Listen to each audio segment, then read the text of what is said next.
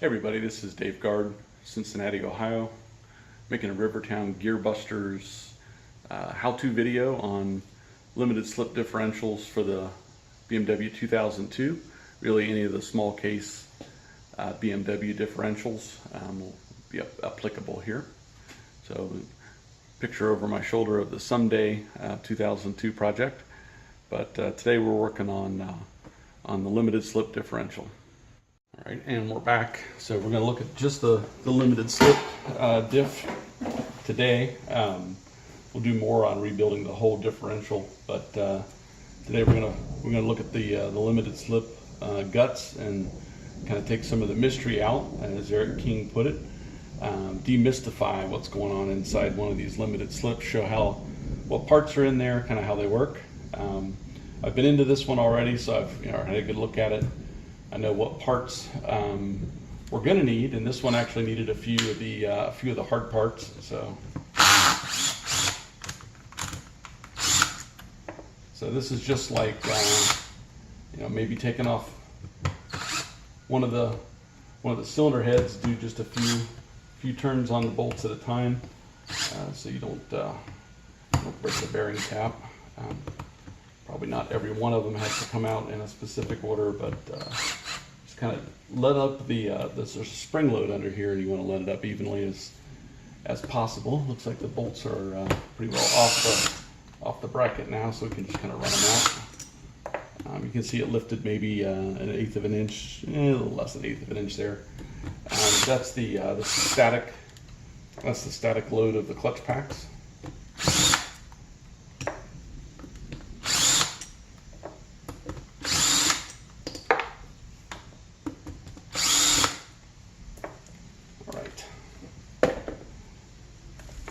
So again, this is what's called the bearing cap. It's just holds one of the bearings here and kind of holds all the innards in there, so that we get a bit of a preload on the clutch packs as we go. So I'm just going to take this apart and lay the parts out on the bench in order. Get a little spring washer there. Got the oiler washer. It's got the oil groove in it.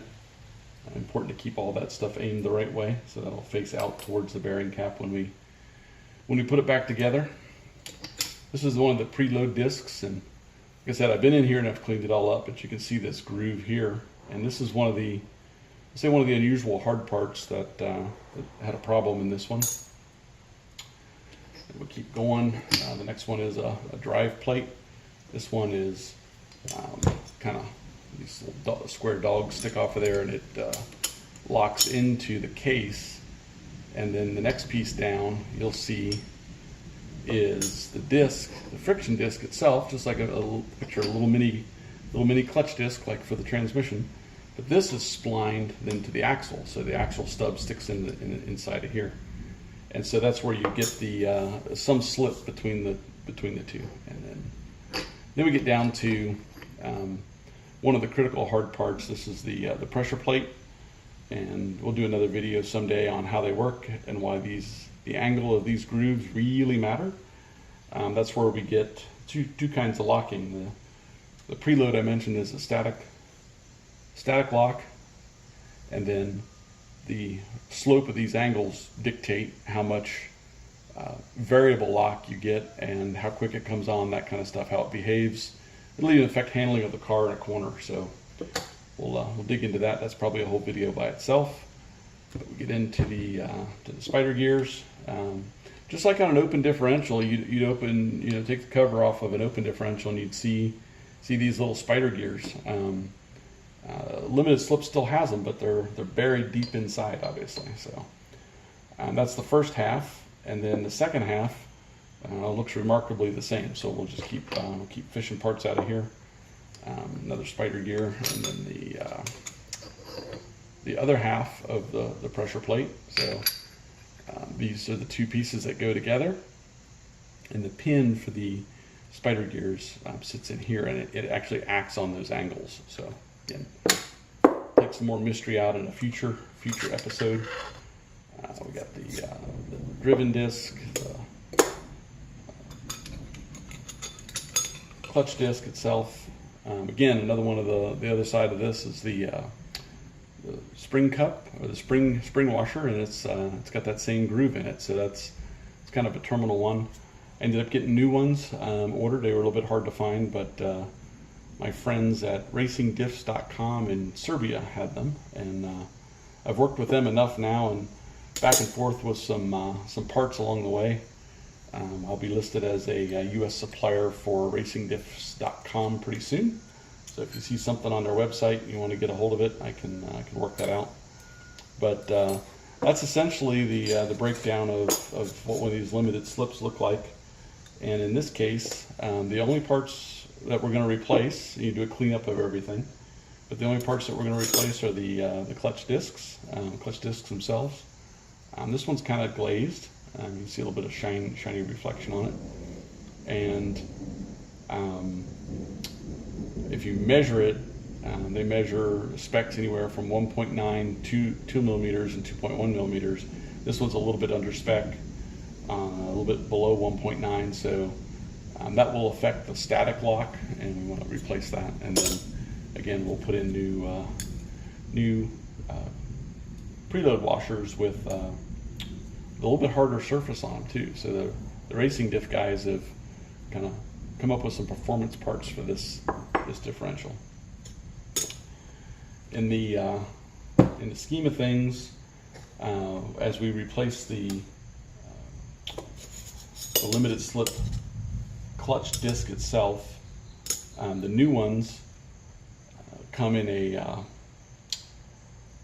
little sealed bag. They're a little bit oily, but what we do is we make sure we soak them overnight. I've had these in there for a couple of nights now. The new discs, and I'm going to go ahead and replace these wear plates too. Kind of makes sense to do them together. If you think about transmission, clutch, and pressure plate, and how those surfaces have to be just totally perfect together. It's the same kind of thing here. You'll get chatter, just like you could get in a manual shift clutch together that way. So the assembly of this is the reverse of the disassembly, as they say.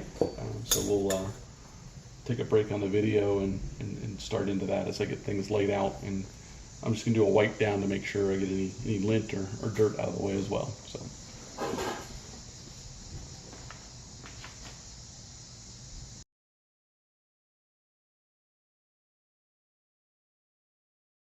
We've got things cleaned up and ready to go. This is the assembly lube. You don't use normal engine assembly lube, you use gear lube. Something just to get everything soaked and ready to go. If you know me, you know I love most smells, but this is not one of them.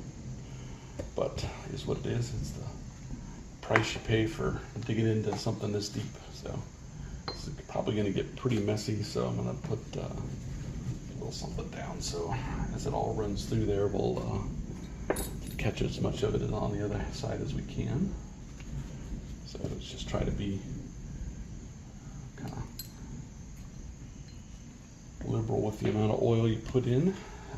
That way it all has a head start. It'll be all soaked in oil once it's full and ready to go. Again, that oil groove is important. It faces away from the center of the center section. Had to go back to the blue book to get that little tidbit of information.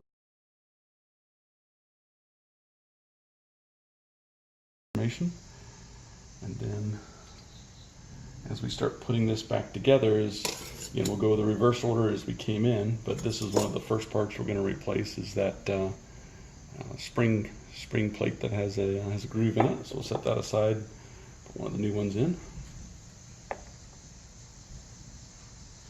And you can see it's got a little bit of a cup to it, right? So if you picture this in there, and the torque load that comes down when we tighten the bolts down, that'll start to flatten that out. But that's the spring that's putting pressure, kind of gripping the discs together in that direction. Let's lay that down there. Then this is the next plate that we're going to replace. Again, this is one of the flywheel pieces. If you picture that in a normal transmission kind of context, and then the disc itself. So those two will get replaced. kind of do that by measurement. You look at the wear on the item. Here's the new ones. I gave these an oil bath just kind of for the same reason, but make sure that everything is nice and lubed to go in there. This is the new disc. It's got a good layer of oil on it, so you can't see, but it doesn't. When it was dry and clean, it didn't have the shine that other one did. Plus, it's the full 2 millimeters thick. Next goes our first pressure plate, and this surface is again critical. Racing disc guys sell a 5/1000, I think, shim that'll go over this. So if this surface is gouged up, you don't have to throw the whole cup away. You can just lay a new surface down. It comes shaped like one of these, so it'll go on there, but it's just super thin, and it's not really intended to make up more space in there, but just to give you a good wear surface on this guy right here. Drop that in there. Now the oil becomes even more critical with the spider gears, so I'll get that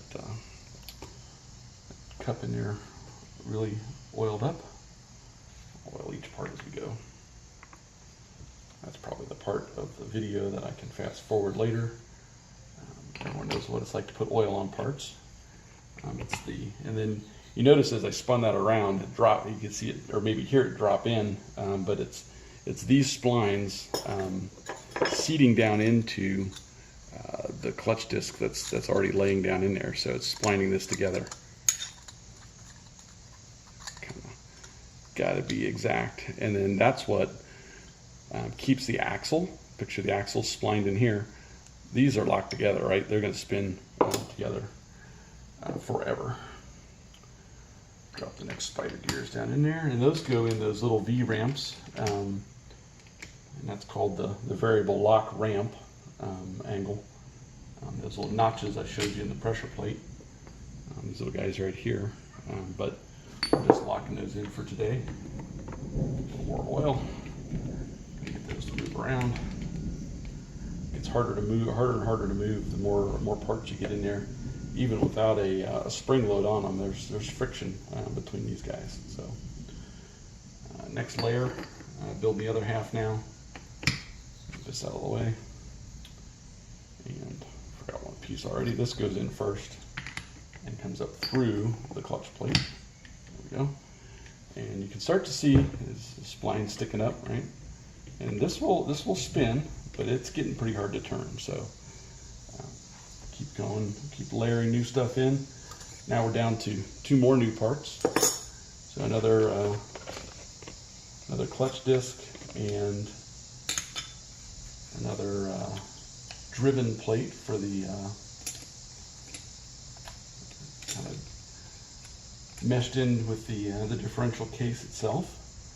And so those are the those 2 parts we replaced. The next one's another spring cup, so we go over here for replace with our new one. I got enough oil on my hands now. We don't need to keep adding to it, but that'll press down on that whole stack. Now you got 2 of those that are going to squeeze together when we put the bearing cap on.